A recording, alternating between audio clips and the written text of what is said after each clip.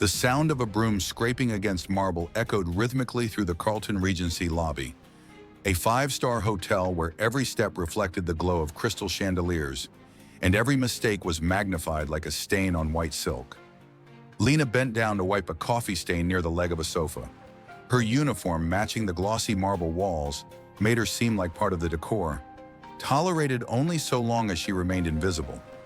She kept her head low, not from fatigue, but because people's eyes always changed when they saw her skin. To white guests, she was the sweet black maid. To management, she was a liability to be managed. To most staff, she simply didn't exist. No name, just her or that one. If you bow low enough, they won't see you. Her grandmother's words, a woman who had washed other people's laundry her entire life, echoed like both a spell and a curse. But that day, the spell broke. Heels clacked across the marble. A white woman in an ivory Chanel suit rushed to the reception desk, her face panicked. "Someone help! Parlez-vous français? Is there anyone here who speaks French?" No one replied. The morning receptionist was in the stockroom. Other guests just watched like it was a scene from a movie. The woman clutched her young son, who was wheezing, his eyes dull, lips starting to turn blue. She trembled as she tried to pull up a prescription on her phone. No one moved. Lena stood frozen, cloth still in hand, her heart pounding like something was trying to punch its way out of her chest. She scanned the lobby. Armani suits, crystal lights, polished shoes. No one stepped forward. No one spoke. They stood there witnessing a child in allergic shock and chose not to act. Because the mother didn't speak English. Because the fear of responsibility was stronger than compassion. Lena inhaled. Her hand dropped the rag. She stepped forward, back still low, but this time to face the child. "Je vous écoute, madame. Que puis-je faire pour vous?" The room froze. The woman clung to her like a lifeline, handed over her phone, and pointed at the prescription on the screen, explaining in French about her son's allergies. Lena translated quickly, called an ambulance, and instructed the mother to stay calm. But no one noticed the professionalism. They only saw her, a black woman in a janitor's uniform, stepping out of the role they assigned her. Mr. Bennett, the morning manager, burst in, his eyes aflame. "Lena, get back to work immediately." The woman gasped in disbelief. "She's the only one who helped me." Before Lena could reply, Charles D. Whitmore, the hotel owner, emerged from the hallway. Tall, silver-haired, in a perfectly tailored black suit. His gaze dissected Lena. "You, my office. Now!" Lena swallowed hard. Her stomach clenched. She didn't know if this was the end or the start of something greater. 10 years earlier, Lena first realized she was different when her elementary school teacher scolded her for speaking with a funny accent, even though it was the French her mother had taught her at home. "People like you should learn proper English before trying to act fancy." She didn't speak for a week, but her grandmother just gave a bitter chuckle. "Know why they're angry? Because you know more than they do, and that makes them feel small." She remembered starting her fourth language, Italian, using a set of old cassette tapes, studying to the sound of a washing machine, under a dim desk lamp, after putting her siblings to bed. It was the only way she could hold on to herself. To remember she was more than a cleaning hand. She had a photographic memory, a heart full of dreams, and a will like stone. Back in the freezing office, Lena sat across from Mr. Whitmore. Oak-paneled walls, buzzing fluorescent lights, a pristine porcelain coffee cup on his desk. Stark contrast to her dusty hands. He leaned forward. "Where did you learn French?" "I taught myself, between shifts, after my siblings went to bed." "How many languages do you know?" "9. A pause. "No one knew?" he asked like he couldn't fathom intelligence beneath a gray uniform. Lena lifted her head, meeting his eyes for the first time. "No one thought it mattered." Another pause. "I clean floors well, but apparently, people think I shouldn't know anything beyond that." Her voice no longer shook. It held defiance. Mr. Whitmore clasped his hands. He said nothing for a while. "You realize your actions today will cause a chain reaction? Because I helped a child? Number. Because you stepped outside the box they put you in." Lena stepped out of Mr. Whitmore's office, feeling as if she had just passed through an undertow. Not drowned, but heavy in the chest. On her way back to the locker room, she felt the stares. Not of curiosity, but of something trained. A blend of judgment, caution, and warning. Just yesterday, she had been the room cleaner whose name everyone forgot. Now she was the center of attention. But no one congratulated her. No handshakes, no kind smiles. On the contrary, the locker room felt thick with tension as she walked in. Two white female staff who had been chatting stopped abruptly. One of them, Haley, looked Lena up and down like inspecting a misplaced product. "Oh, there's Lena. Next time you want to be the star, maybe change out of your uniform first."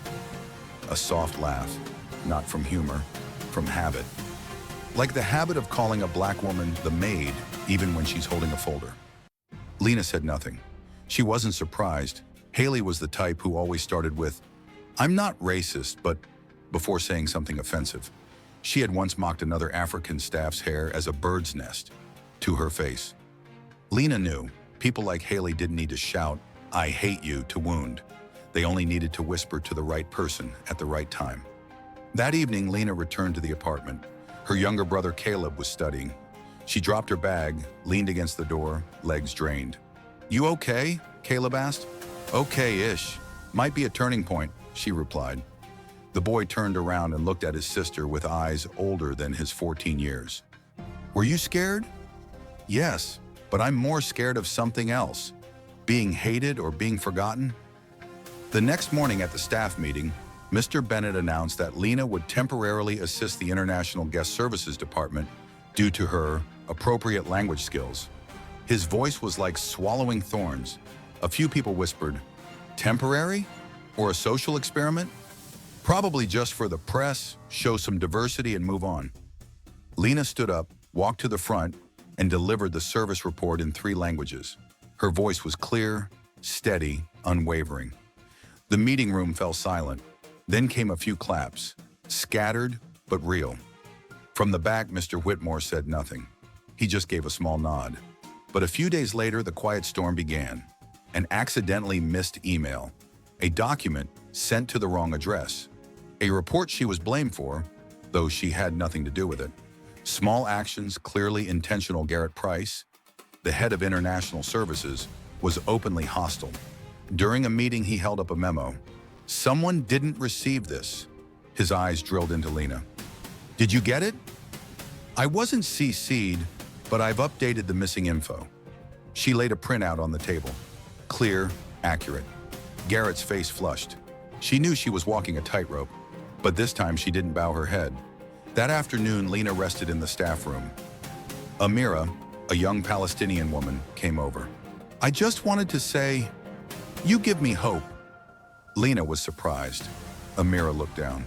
"Not everyone likes people like you being on top, and someone like me probably isn't even allowed to dream." Lena took her hand. "We're not just allowed to dream. We have the right."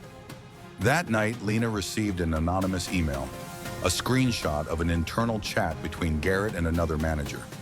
"She doesn't get how the system works. This is a hotel, not a community college." Lena sat for a long time, not in pain, but because it confirmed what she already knew. They weren't afraid she was wrong. They were afraid she was right and wouldn't stay silent. The next day, Lena entered the executive office, not only with professional documents, but also an official internal complaint with evidence. Edited emails, meeting exclusions, deleted access logs. No one spoke. Garrett was cold. Some looked uncomfortable. Mr. Whitmore read the letter, slowly, then said briefly, "We'll open an investigation." When she walked out of the room, there was no applause. But one person, the housekeeping manager, gave her a slight nod. It was the first sign that she wasn't alone. The next day, while Lena was assisting a foreign guest, Haley walked by and loudly remarked, "Better be careful. One wrong word these days and you'll get sued." The French guest asked Lena what just happened. She simply smiled and translated, "Just another day." A few days later, she received an email from HR. 3 transfer requests, none gave a reason. But Lena understood. Some people couldn't stand her being seen. That night, she wrote in her journal, "The path I chose isn't easy, but if I turn back, who will walk after me? Too many are still waiting. Not for me to do it for them, but to see that it's possible." She closed the notebook and placed her hand on her name badge. Something once ordinary, now as heavy as hope. The internal investigation was carried out in silence. No official announcements, no internal emails. But Lena noticed through small signs: avoided eye contact, conversations that abruptly ended when she entered the room, and documents being scrutinized more carefully than usual. During the first 2 weeks, everything was tight as a drawn wire. Each morning, Lena mentally prepared for a termination call, but instead she received emails from the legal department requesting her to confirm some timestamps and resend original copies of submitted files. She did the work in silence, meticulously, step by step, as if building a bridge with her fingernails, knowing that if even one brick was misplaced, it could all collapse. Garrett was not silent. In meetings, he maintained a polite yet cutting tone, often delivering thinly veiled jabs at Lena. Once, while Lena was presenting a model for approaching international guests by language region, Garrett clasped his hands, leaned forward and said, "Very impressive, Lena. Really. But Carleton isn't a community college." A quiet "oh" sounded from a corner. One brow raised. The room fell silent. Lena didn't respond immediately. She opened a file and projected it, the number of returning international guests over 6 months. Guests don't come back for the carpets. They return because they feel understood. Garrett stiffened. Lena looked at him, not with anger, just calmly, as if she was far too used to proving she could speak. A few people nodded. Garrett was at a loss for words. That night, Lena came home late. She opened the door to find Caleb napping on the couch, school books scattered on the table. Beside him was a rough drawing, a woman in uniform standing on a podium, a crowd below. At the bottom he wrote, "Big Sister Lena, the first one they had to see." She picked up the paper and sat down. Her throat tightened. Inside her, something shifted, not anger anymore, but hope. 2 days later, HR held a staff evaluation and internal culture session. No one mentioned the investigation, but everyone knew that was management's way of gauging how far the issue had spread.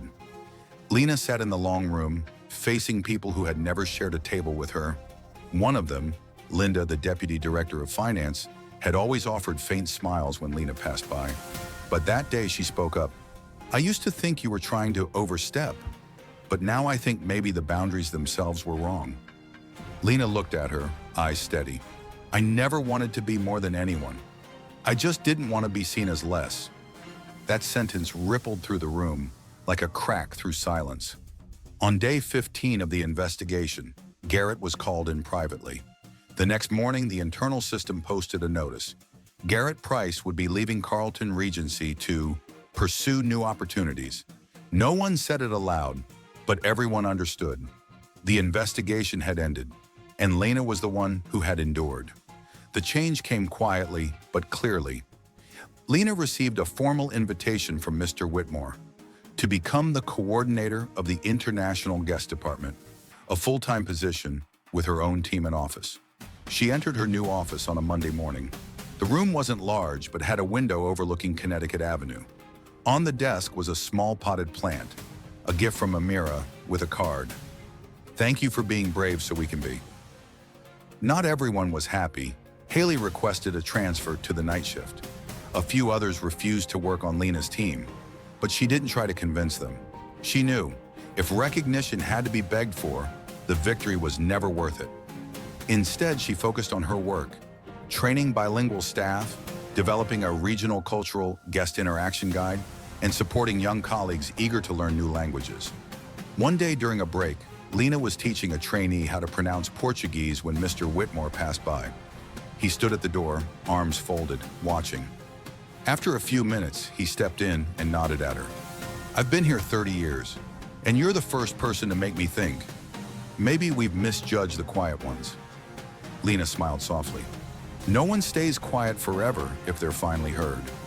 She became a leader not by title, but because people began coming to her. Amira, then Malik, a Somali staff member, and even Thomas, a young white employee who wanted to learn Mandarin to welcome Asian guests.